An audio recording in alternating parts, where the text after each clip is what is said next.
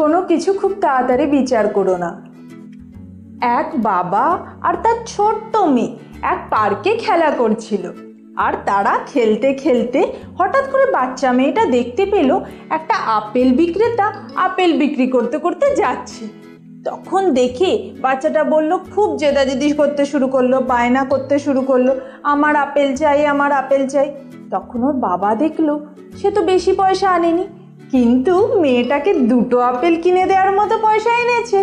তাই সে আপেল বিক্রেতাকে ডেকে বলল, আমায় দুটো আপেল দাও। দুটো আপেল যখন সে মেয়েটা পেল, খুব খুশি হলো। তখন তার বাবা বলল যে, তুমি কি আমার সঙ্গে ভাগ করে একটা আমায় দেবে, তাহলে আমরা ভাগ করে খাবো।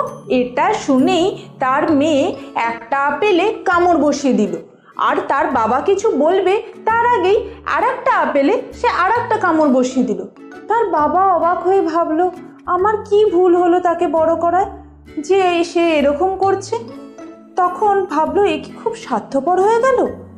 তারপরে ভাবলো, না, সে মনে হয় বোঝে না, এখন খুব ছোট এসব বোঝার জন্য, ও মনে হয় পরে বুঝতে পারবে।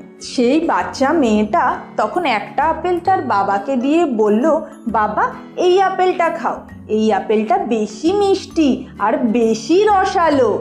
তখন তার বাবা অবাক হয়ে ভাবলো, আমি একটা বাচ্চা মেয়েকে এত তাড়াতাড়ি ভুল বিচার করে নিলাম।